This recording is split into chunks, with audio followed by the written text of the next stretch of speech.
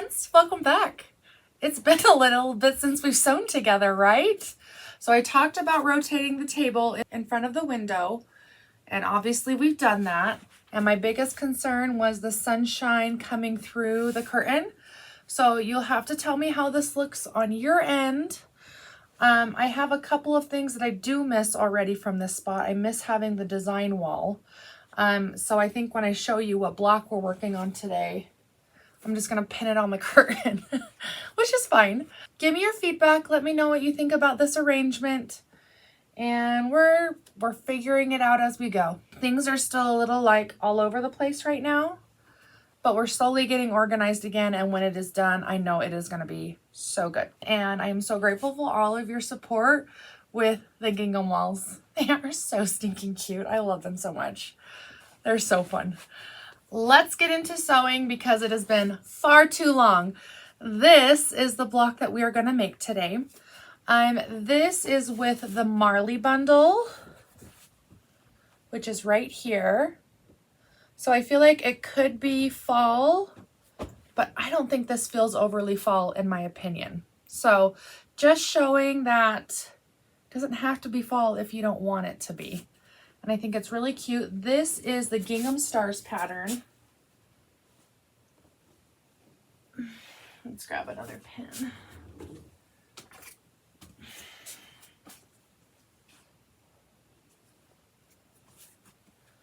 There we go. This is Gingham Stars. This is a pattern that I carry in my shop.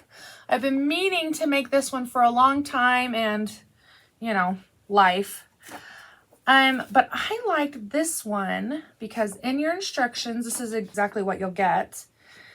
It gives you all of these different colorways. So this is the colorway on the cover. Then they have a cute spring version. Then a patriotic version.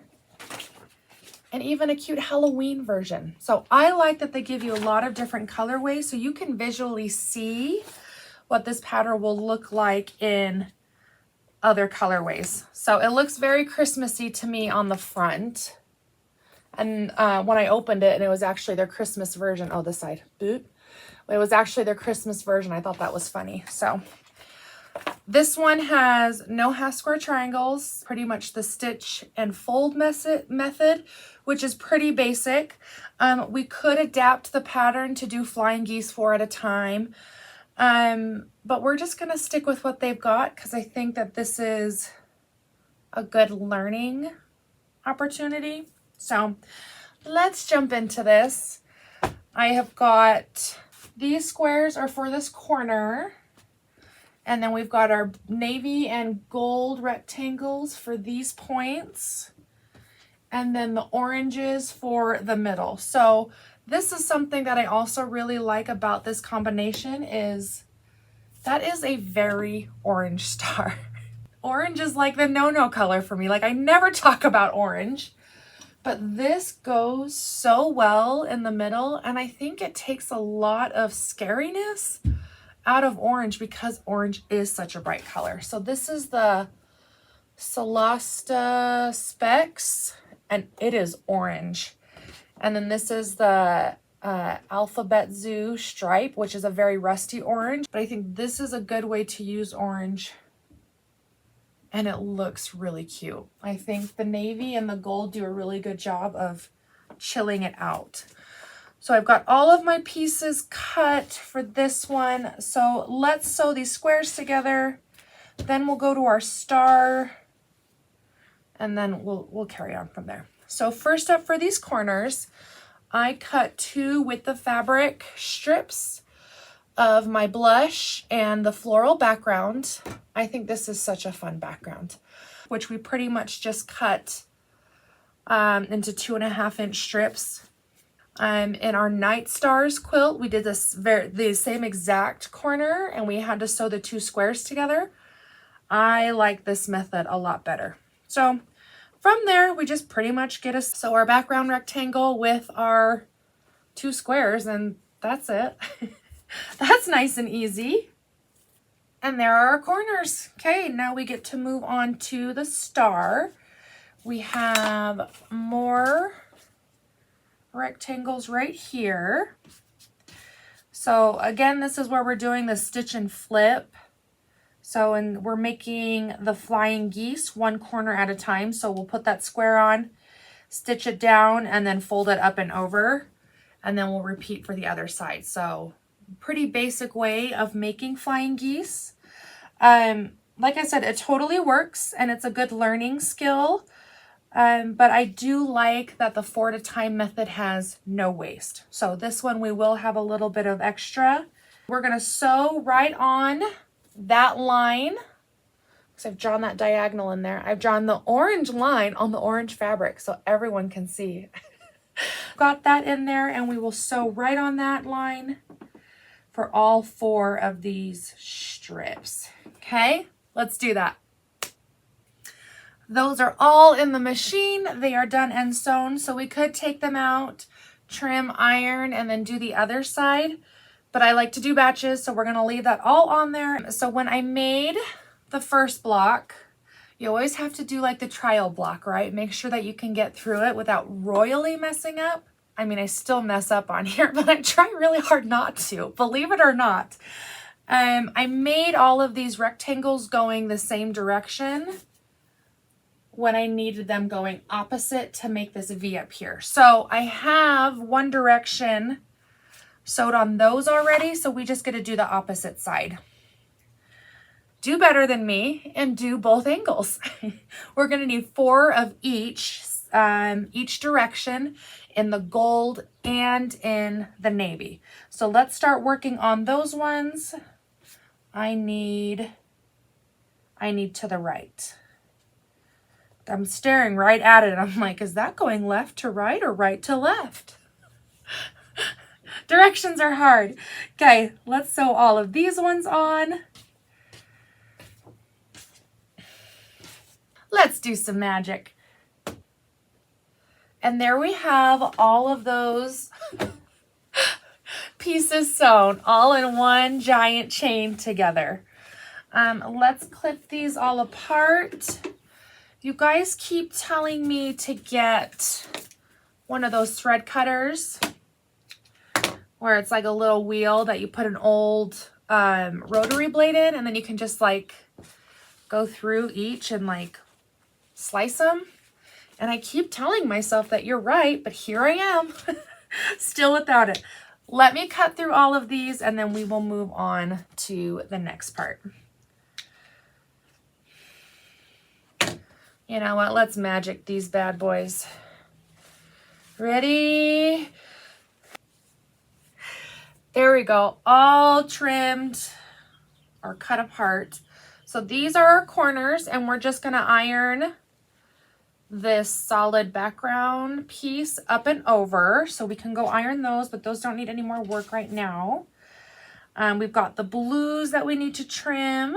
We've got the yellows we need to trim, and the orange for the star. We are going to do a 1/4 inch off of that seam.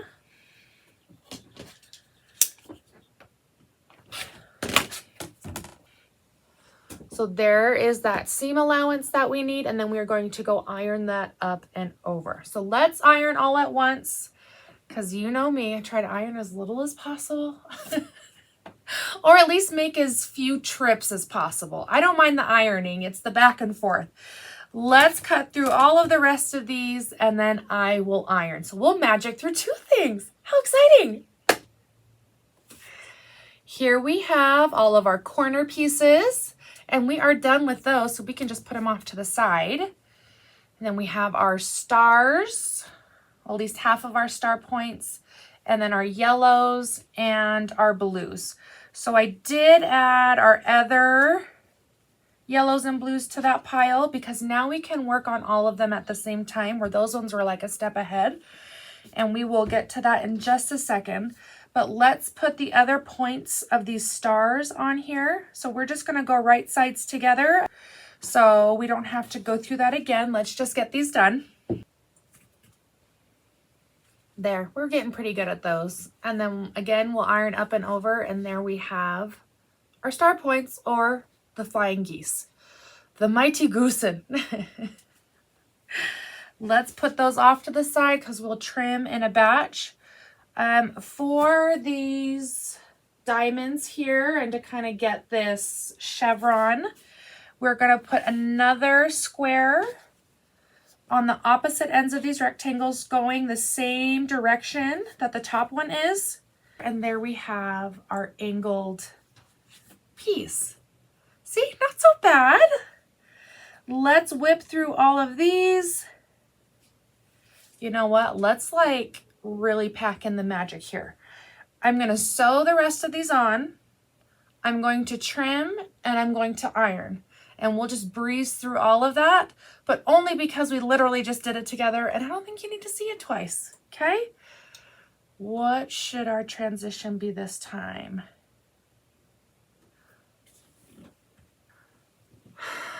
I think I'm rusty at this.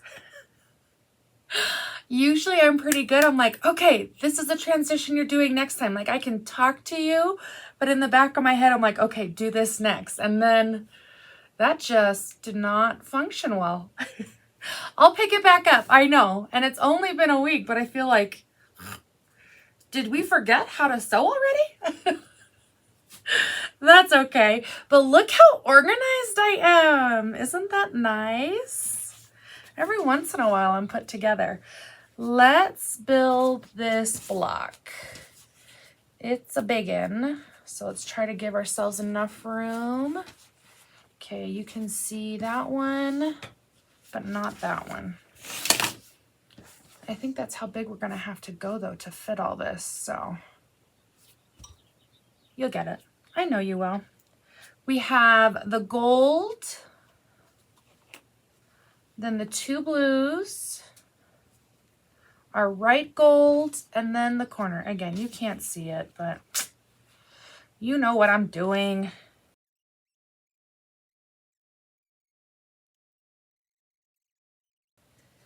And then last but not least, the corners of our star.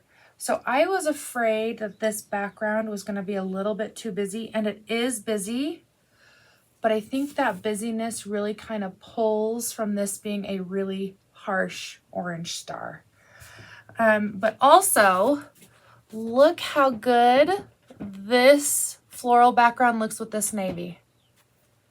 They are so good together. I was staring at them a lot while ironing. I was like, you two really like each other. All right, here's how we are going to tackle this square. I am going to start with the middle. So I'm going to sew the points with this row and then the points with the middle and then the bottom row the same exact way so that our center is done. And then afterwards, I'm going to put the points together. You can't see my hand. The points together. So blues together first and then the golds on either side. So that way we'll have our middle chunks done for then making the same exact rows that we've done with the star. That was a lot of information all at one time. So let's start with the star, then the points, and then it'll clarify. It'll just clarify a little bit. Here's the star. Well, that shrunk up pretty good. What a difference all those seam allowances make, right? All right, let's do all of these middle chunks and then we'll get to rows. One done. And here's our second. We're gonna lump 3 and 4 together just because you can't see 4 anyways. And there we have those last cutie patooties. Now we can kind of see our rows that I was talking about being exactly like the star. We have the middle section that we are going to add the corners to. Then we have the big middle strip and the bottom strip. So same process, just on a bigger scale. You ready to put all this together? And there we have our finished star. Twinsies. Isn't that pretty? Like I said, sitting in the bundle itself, it seems pretty fall, but I don't think this has to be fall. I think it is absolutely gorgeous. I love it. I love it. I think another good colorway for this one would be the Holly bundle. Here, let me throw it up here for you. This would be so beautiful in these stars. Oh my gosh, that'd be a good combo. Lots of good bundles in my shop if you're wanting to make this one. So cute. The Gingham Star with no gingham fabric in it. The non-gingham Gingham Star. All right, friends, we will see you soon for some more sewing. Bye.